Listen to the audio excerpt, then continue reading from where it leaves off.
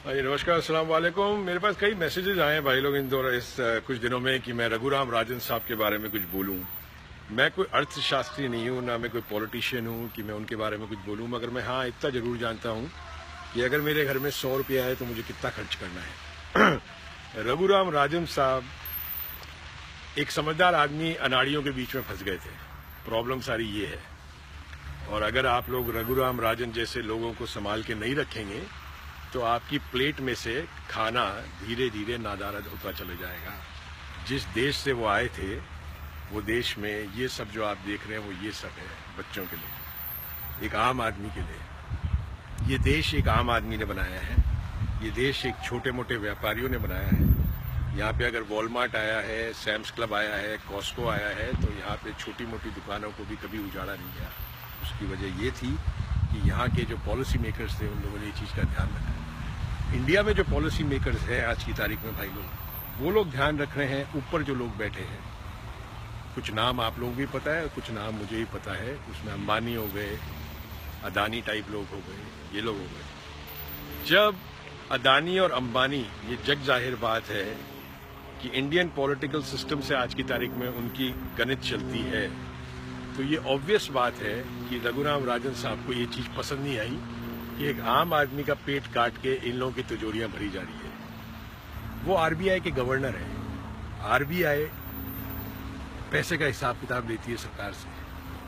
जब सरकार पैसे का हिसाब किताब नहीं दे पाई तो रघुराम राजन साहब को बोला गया कि अपना बोरिया बिस्तर बांधिए और वापस अमेरिका चले जाइए। इसीलिए हिंदुस्तान में आज की तारीख में काम करना बहुत ज्यादा मुश्किल हो गया है, क्योंकि आप लोग अनाड़ी लोग चुन लेते हैं, और जब आप लोग अनाड़ी लोग चुनेंगे तो फिर यही होगा।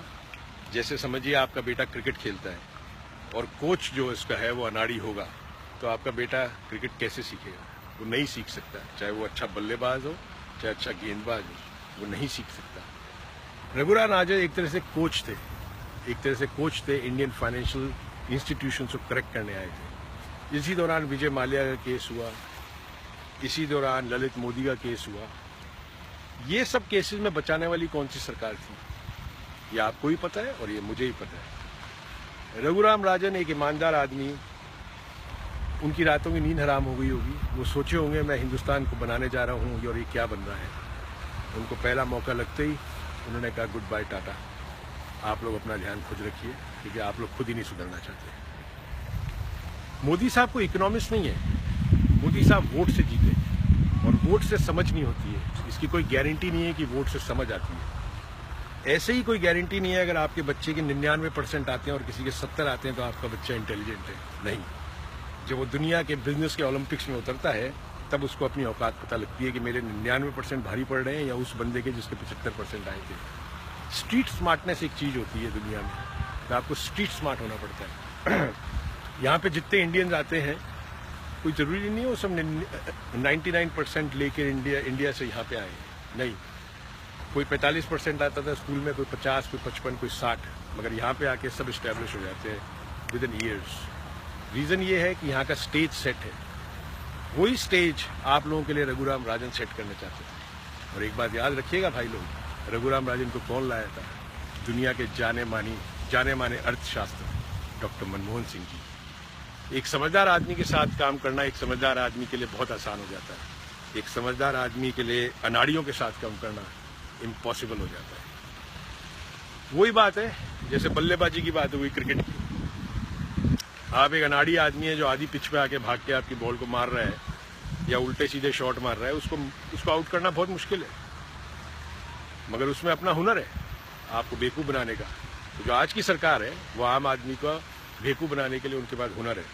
मैं ये नहीं बोल रहा कि आज की सरकार अच्छी नहीं है, मैं ये भी नहीं बोल रहा ये लोग सही काम नहीं कर रहे, मगर जो जरूरतें हैं वो तो आज के सरकार के जिन्होंने वोट दिया उनकी भी वही जरूरतें हैं, जिन्होंने वोट नहीं दिया उनकी भी वही जरूरतें हैं। ऐसा तो नहीं हो सकता कि 31% जिन्होंने वोट दिया उनको 30 रुपए किलो दाल मिल रही है जो अदानी के पास आज की तारीख में जा रही है, जो खबर आई है, और वही दाल घूम फिर के 140 रुपए किलो उन लोगों के पास जा रही है जिन लोगों ने वोट भाजपा को नहीं दिया था।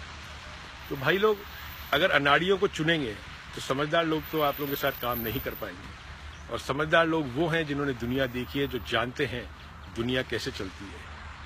डॉलर होता है ना, डॉलर दुनिया का इकोनॉमी संभालता है, और वो देश में से आए थे जहाँ पे डॉलर छपता है। उनको पता था क्या करना है।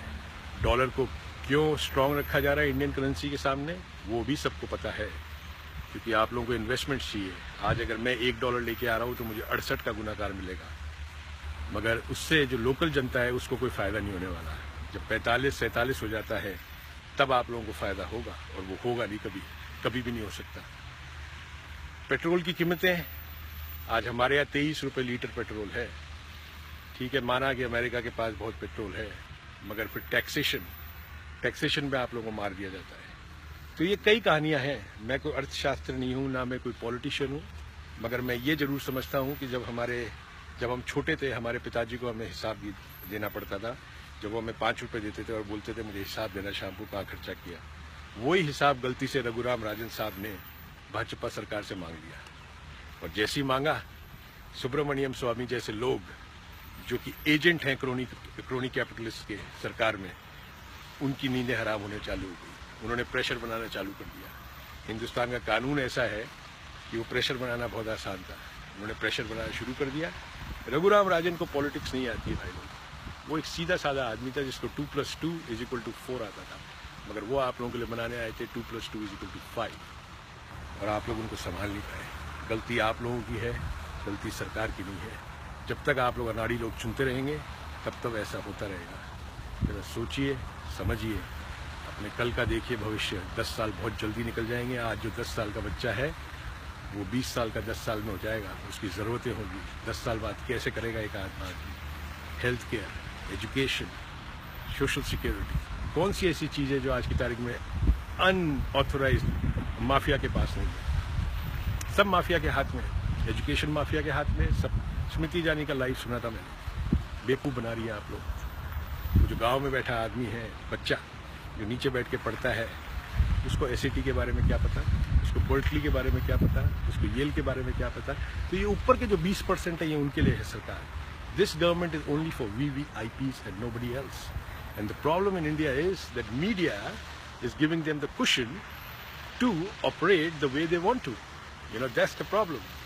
So you need to bust the media and you need to understand when you vote. जब आप अपना चुनाव करेंगे किसी नेता का, तो हिंदू ये ना देखे कि मुसलमान है मैं इसको वोट नहीं दूंगा, और मुसलमान ये नहीं देखे कि वो हिंदू है मैं उसको वोट नहीं दूंगा। अगर अच्छे हैं तो आप जाके वोट दीजिए, पर उनसे सवाल पहले करिए। ये सब काम हमारे कब तक करके देंगे? और उनका रेजिग्नेशन लेटर पहले ही हाथ में रख लीजिए कि अगर आपने नहीं किया तो ये आपका इस्तीफा हमारे हाथ में, हम टिका देंगे आपके हाथ में। कुछ ऐसा करिए। रघुराम राजन जैसे लोगों को संभाल के रखिए।